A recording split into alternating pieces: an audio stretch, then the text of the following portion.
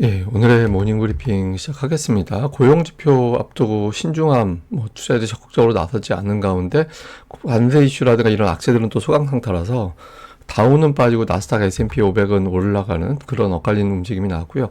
엔비디아와 금융주가 강세를 보인 반면에 테슬라, 포드, 허니웰 이런 종목군들은 또 약세를 보여서 지수 상승폭이 제한된다든가 또 다우지수는 하락한다든가 이렇게 이제 반응이 나왔던 것 같습니다. 우리 증시에서는 삼성전자가 3일 연속 올랐고 외국인들이 매수로 돌아서긴 했거든요. 그러니까 주간 단위로 매수한다면 올해 들어서 두 번째 주간 매수가 되는데 이런 흐름이 나오게 되는지 봐야 될 거고, 특히 코스닥은 로봇 다음 종목군들이 등장을 해야 되는 시점이라 시가총액 상위 어떤 구도 이런 부분도 집중적으로 살펴봐야겠습니다. 우선 미증시는 다우는 빠지고 S&P 500 나스닥은 올라가는 그런 모습이 나왔는데 상승한 업종수가 더 많았거든요. 그런데 보시다시피 에너지 업종이 1.6% 빠지긴 했습니다만 올라간 업종 중에서는 1% 이상 올라간 건 또 없었어요. 전체적으로는 좀 신중했다. 신중한 가운데 관세 부담이 좀 덜해졌기 때문에 선별적으로 조금 약간 매수해 놓고 좀 기다리는 그런 분위기가 만들어졌다, 이렇게 봐야 될 것 같고요. MSCI 한국 지수라든가 야간 선물은 그렇게 특별하게 큰 변화는 없었거든요. 그래서 미증시 영향으로 우리 증시가 초반에 크게 오른다든가 내린다든가 이런 이제 흐름이 나올 것 같지는 않습니다. 이슈들을 좀 정리해 보면 고용지표 앞두고서 좀 투자들이 관망하는 그런 분위기도 있었는데, 사실 고용지표 이번에 어떻게 나오더라도 당장 금리 인하 하지는 않을 거잖아요. 그런데 CT에서는 좀 다른 의견을 좀 냈습니다. 어떤 주장이냐면, 만약에 금리가 내려간다라면 이거는 인플레이션에 의한 금리 인하는 아닐 거다. 그러니까 고용지표가 어떻게 되느냐에 따라서 금리 인하 가능성에 변화가 생길 수 있다라는 겁니다. 그래서 그 근거로는 작년도 9월에 인플레이션은 연준의 목표치에 도달하지 않았지만 고용이 악화가 되면서 그때 금리를 내렸거든요. 그래서 이런 걸 감안해 볼 때 만약에 이번에 고용 지표가 어떻게 나오느냐에 따라서 금리 인하 가능성이 높아질 수도 있다, 이런 취지의 의견을 냈습니다. 그래서 어쨌든 고용 지표 보고 나서 판단해 보자, 이런 어떤 신중함이 좀 있었던 것 같고, 또 이날 주목받았던 거는 이제 베센트 재무장관, 이거 제가 어제도 좀 소개해 드렸던 내용이긴 한데 오늘 미국 주요 언론에서는 시황 뉴스로 주로 많이 다루더라고요. 그러니까 10년물 금리를 안정시키고 또 에너지 공급을 늘려서 인플레이션을 잡을 거다, 그러니까 이런 발언을 했습니다. 그리고 이제 강달러를 그대로 이어나갈 거고 연준을 흔들지는 않을 거야, 이런 발언도 했거든요. 근데 일단 좋은 거, 금리를 안정시키겠다와 인플레이션을 낮추겠다라는 거는 긍정적인 요인이 되는 거잖아요.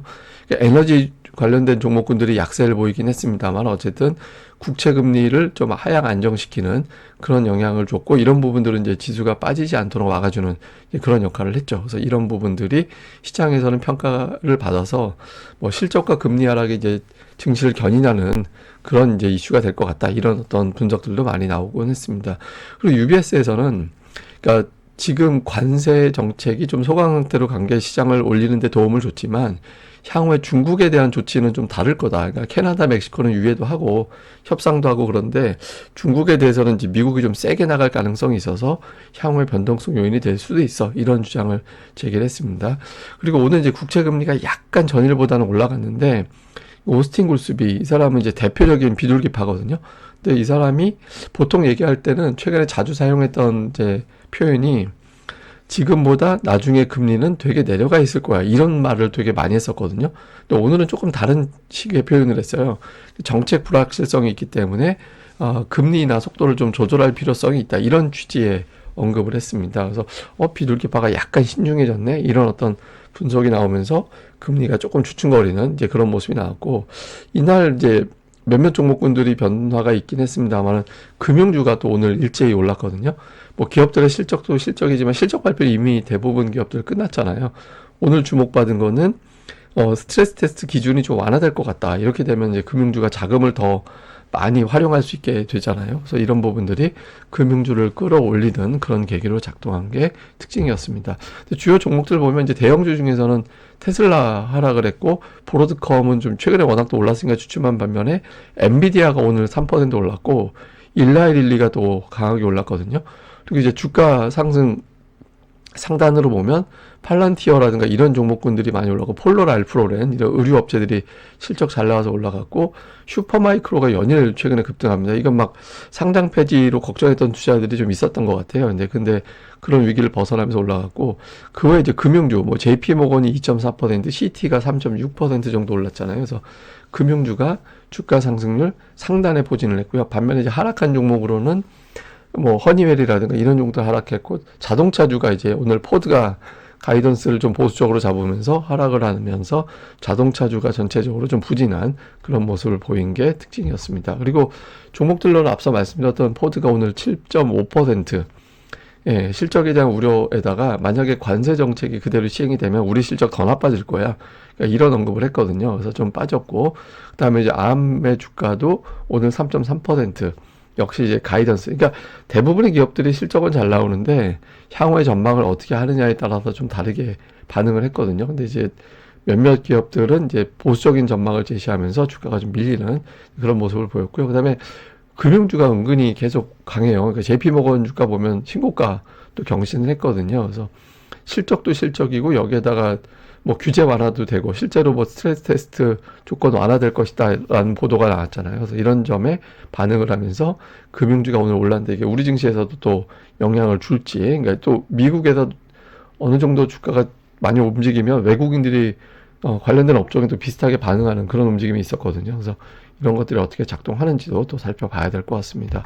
근데 이제 미국에선 그런 안도감은 있는 것 같아요. 그러니까 트럼프 1기 때 그 주식시장이 좀 안 좋게 반응한다든가 그러면은 관세에 대해서 좀 유연하게 발언이 바뀌는 그런 움직임이 나왔다라는 거. 이게 빨간색, 약간 이제 빨간색은 아닌데 하여튼 빨간색 느낌을 주는 저 색깔로 표기가 되는 거는 관세 관련해서 좀 센 조치가 나왔을 때, 다음에 이제 저 연두색은 유연한 이제 조치가 나왔을 때 이제 그 타이밍을 점으로 표기한 거거든요.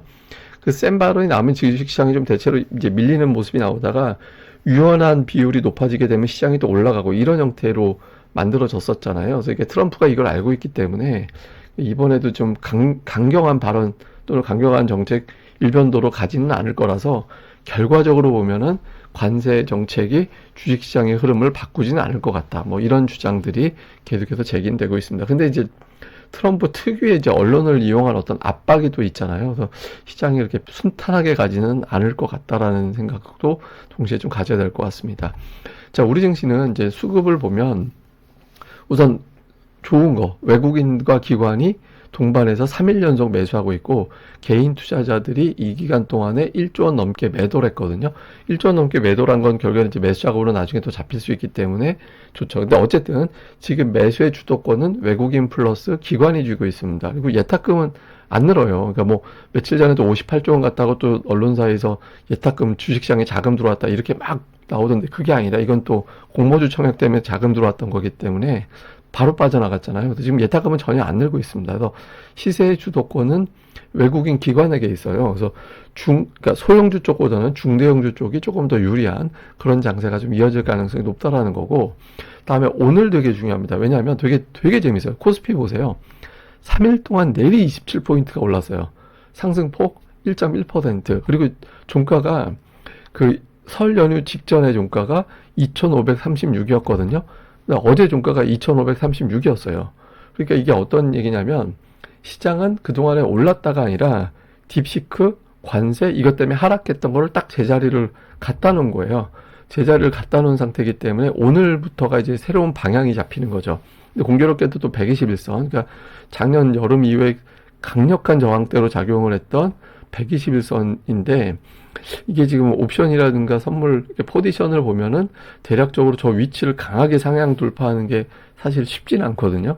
그래서 이럴 때 이제 역할을 해줘야 되는 게 외국인들이죠. 그러니까 외국인들이 대형주를 강력하게 매수를 해줘서 저거를 돌파시켜주면서 좀 딸려서 올라가게 저항대를 허물어뜨리는 그런 역할이 나와야 되거든요. 안 그러면 대략적으로 2550, 2560 정도가 상당히 강한 저항대가 될 수 있기 때문에 코스피는 이제 중요한 어떤 고비점에 왔다. 이렇게 이제 봐야 될 것 같고요.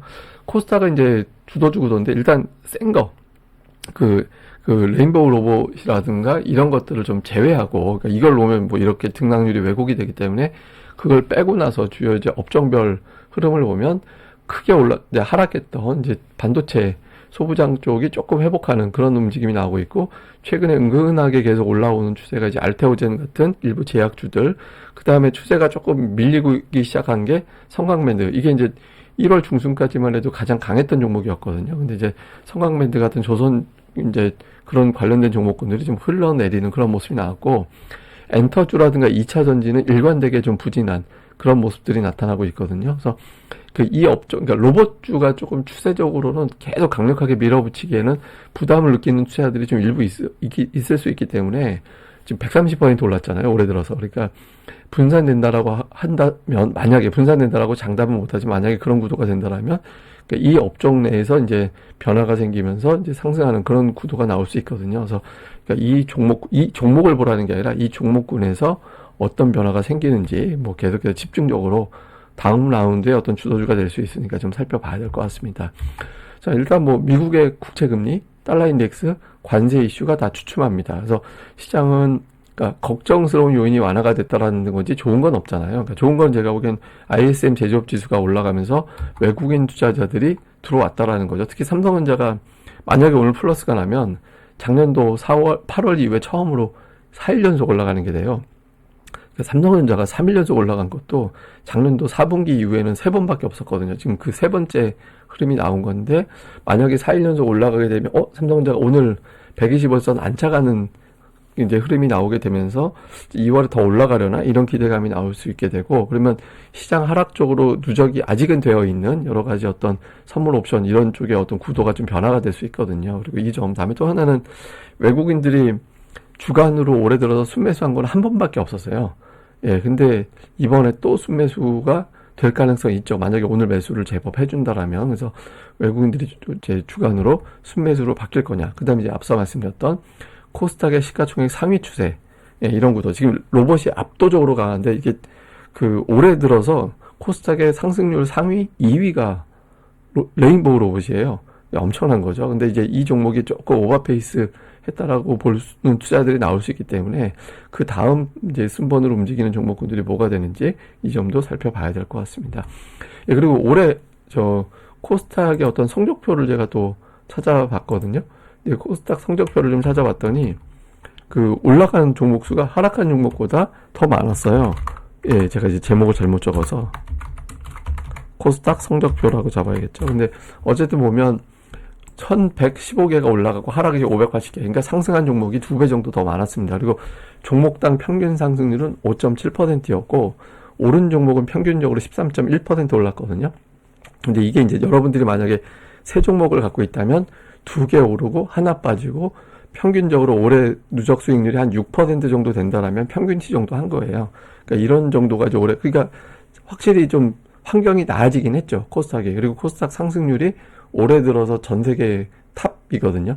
9% 정도 올라서 주요국 증시 중에서 가장 많이 올라간 게 코스닥이에요. 그래서 좀 환경은 좀 나아졌다. 그리고 그 나아진 게 개인 투자들이 선호하는 종목들이 아니라 기관 외국인들이 끌어올리는 중대형주 쪽에 많이 몰려있다라는 점에서 이런 어떤 환경 자체를 좀 잘 활용해 볼 필요는 있다. 이렇게 이제 보시면 될 것 같습니다.